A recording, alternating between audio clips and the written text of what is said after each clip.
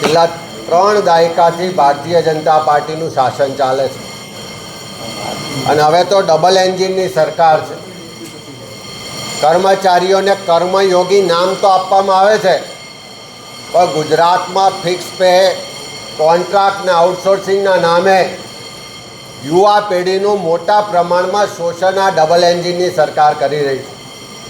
એક તરફ સરકારી વિભાગોમાં, એના બોર્ડ નિગમોમાં મોટા પ્રમાણમાં જગ્યાઓ ખાલી છે અને બીજી તરફ એ કાયમી ભરતી કરવાને બદલે, સમાન કામ સમાન વેતનનો અધિકાર આપવાને બદલે આ સરકાર ફિક્સ પે અને આઉટસોર્સિંગ કોન્ટ્રાક્ટથી શોષણ કરવાનું કામ કરે છે. એની સામે અનેક કર્મચારીઓ લાંબા સમયથી લડી રહ્યા છે. આજે આરોગ્ય વિભાગના લગભગ 14,000 જેટલા કર્મચારીઓ પોતાની માગણીને લઈને સંઘર્ષ કરી રહ્યા છે કે એને ફિક્સ પેમાં જે અન્યાય થાય છે એ દૂર કરવો જોઈએ, એને જે નોકરીના પ્રમાણમાં એના લાભો મળવા જોઈએ એ મળવા જોઈએ. એ જ રીતે રાજ્યની આંગણવાડી વર્કર બહેનો હોય, આશા વર્કર બહેનો હોય, મધ્યાહન ભોજનના કર્મચારીઓ હોય કે આઉટસોર્સિંગમાં કામ કરનારા અનેક કર્મચારીઓ હોય, એ પોતાને લઘુત્તમ વેતન નથી મળતું, એમને માનદ વેતન પણ પૂરતા પ્રમાણમાં આપવામાં નથી આવતું, એ વાતને લઈને પણ વિરોધ કરી રહ્યા છે. આજે જૂની પેન્શન યોજના લાગુ કરવાની વાતને લઈને પણ લાખો કર્મચારીઓ વિરોધ કરી રહ્યા છે, પણ સરકારનું પેટનું પાણી હાલતું નથી. કોઈ ઉદ્યોગપતિઓને રાહત આપવાની હોય, કોઈને ખેરાત કરવાની હોય જમીનો, તો એમાં સરકાર સહેજ પણ સમય જવા દેતી નથી. પણ કર્મચારીઓને જ્યારે એનો અધિકાર આપવાની વાત આવે ત્યારે સરકાર વારંવાર એમાં વિલંબ પણ કરે છે ને અન્યાય પણ કરે છે. ત્યારે અમે જે પણ આરોગ્ય વિભાગના કર્મચારીઓ છે, આંગણવાડીની બહેનો છે, આશા વર્કર બહેનો છે, મધ્યાહન ભોજનના કર્મચારીઓ છે કે બીજા તમામ જે ફિક્સ પે, આઉટસોર્સિંગના કોન્ટ્રાક્ટ પ્રથા નાબૂદ કરવા માટે લડી રહ્યા છે, એવા તમામ કર્મચારીઓની લાગણી માગણીને કોંગ્રેસ પક્ષ સમર્થન કરે છે. અમે સરકારને પણ કહેવા માગીએ છીએ, આ કર્મચારીઓ સરકારના હાથ પગ છે. વિધાનસભામાં જે બજેટ મંજૂર કરીએ છીએ, જે યોજનાઓ લાવીએ છીએ, એને નીચે સુધી પ્રજા સુધી પહોંચાડવા માટે દિવસ રાત જે લોકો મહેનત કરે છે, એવા તમામ કર્મચારીઓની લાગણીઓ માગણીઓનો સ્વીકાર કરવો જોઈએ. ફિક્સ પેની પ્રથા નાબૂદ કરવી જોઈએ, કોન્ટ્રાક્ટ આઉટસોર્સિંગની પ્રથા નાબૂદ કરવી જોઈએ. એ લોકશાહીનું મંદિર છે. સમગ્ર ગુજરાતની જનતા જેના પરસેવાના ટેક્સના પૈસાથી ગુજરાત વિધાનસભાનું સંચાલન, કાર્યવાહીનો ખર્ચ ભોગવવામાં આવે છે. ધારાસભ્ય હોય, મંત્રીમંડળના સભ્ય હોય કે સરકારના અધિકારીઓ હોય, તમામનો પગાર આ ગુજરાતની પ્રજાના ટેક્સના પૈસાથી ચૂકવાય છે. અને ગુજરાતની પ્રજા મત આપીને પોતાનો પ્રતિનિધિ ચૂંટીને મોકલે, એ કોઈ પણ પક્ષ કે કોઈ પણ વિસ્તારનો ધારાસભ્ય હોય, એ જ્યારે ચૂંટાઈને ગૃહમાં આવે છે ત્યારે પક્ષાપક્ષીથી પર રહી એ ગુજરાતની જનતાનો પ્રતિનિધિ છે. ગુજરાતની જનતાના જે પ્રશ્નો છે, જે સમસ્યાઓ છે, જે તકલીફ છે, જે સરકારના વહીવટમાં ભ્રષ્ટાચાર છે, ગેરવહીવટ છે, પ્રજાની સુખાકારી, બજેટનું યોગ્ય ફાળવણી, બજેટનો યોગ્ય ઉપયોગ અને પ્રજાની સુરક્ષા, આ તમામ મુદ્દાઓની વિસ્તૃત રીતે ચર્ચા થાય.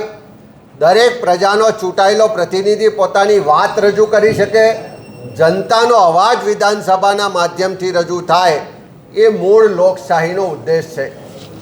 અને આ વિધાનસભા ગૃહમાં જે પણ ચર્ચાઓ થાય છે, જે પણ રજૂઆતો થાય છે, જે પણ બજેટ રજૂ થાય છે કે બીજા મુદ્દાઓ રજૂ થાય છે, એ તમામમાં કોનો શું મત છે, કોનું શું સ્ટેન્ડ છે કે કઈ બાજુ બોલે છે, એ બધી જ વાતો લોકોએ જોવી પણ જરૂરી છે અને જાણવી પણ જરૂરી છે. કારણ કે પ્રજાના પૈસાથી જ આખા ગૃહનો ખર્ચ ભોગવવામાં આવે છે. ત્યારે એવા સંજોગોમાં જ્યારથી ભારતીય જનતા પાર્ટીના શાસને વિધાનસભાનું જીવન પ્રસારણ અટકાવ્યું ત્યારથી આ ગૃહની જે કાર્યવાહી છે એનું બહારના લોકો જાણી પણ નથી શકતા અને જોઈ પણ નથી શકતા. અને ગૃહની કાર્યવાહી જે માહિતી ખાતા દ્વારા મીડિયાને આપવામાં આવે છે એમાં અમારો વારંવારનો આક્ષેપ રહ્યો છે કે એમાં વિપક્ષ સાથે અન્યાય કરવામાં આવે છે, ભેદભાવ કરવામાં આવે છે. પ્રજાનો સાચો અવાજ જે ગૃહમાં રજૂ થાય છે એ દુનિયા સમક્ષ રજૂ કરવામાં આવતો નથી, દેખાડવામાં આવતો નથી. હમણાં થોડા દિવસની વાત કરીએ તો રાજકોટમાં એક હોસ્પિટલના સીસીટીવી ફૂટેજ સોશિયલ મીડિયાના માધ્યમથી મહિલાઓના જે તપાસણી દરમિયાનના ફૂટેજ હતા, જે અંગત ફૂટેજ કહેવાય, એ સોશિયલ મીડિયાના માધ્યમથી વેચાતા પકડાયા.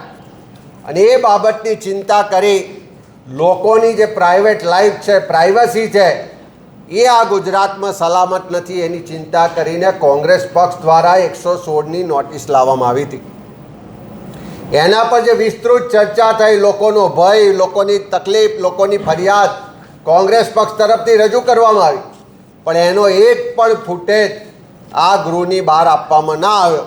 જ્યારે લાજવાના બદલે જે ગૃહ રાજ્યમંત્રી ગાજતા હતા એમને વિડીયો આપવામાં આવે ને એમની પબ્લિસિટી વાહવાહી થાય એવો પ્રયત્ન થયો. એના ભાગ સ્વરૂપ આજે ફરી અમે વિધાનસભાના અધ્યક્ષ માનનીય શંકરભાઈને રજૂઆત લેખિતમાં કરી છે કે આખા દેશમાં, દેશની પાર્લામેન્ટમાં લોકસભા અને રાજ્યસભાનું લાઈવ પ્રસારણ થાય છે. દેશના 28 જેટલા રાજ્યો જ્યાં ક્યાંક કોંગ્રેસની પણ સત્તા છે, ક્યાંક ભારતીય જનતા પાર્ટીની પણ સત્તા છે, ક્યાંક બીજા પક્ષોની પણ સત્તા છે, એવા 28 જેટલા રાજ્યોની વિધાનસભાની કાર્યવાહીનું પણ જીવંત પ્રસારણ થાય છે. તો ગુજરાતની વિધાનસભાનું જીવંત પ્રસારણ કેમ નથી કરવામાં આવતું? સરકારને એમાં શું છુપાવવાનું છે? સરકારને અહીંયા થતી ચર્ચા પ્રજા જોવે, જાણે, તો એમાં શેનો ડર લાગે છે? ત્યારે અમે આજે વિધાનસભામાં માગણી કરી છે કે અમારી માગણી છે કે વિધાનસભાની કાર્યવાહીનું તાત્કાલિક રીતે જીવંત પ્રસારણ થવું જોઈએ.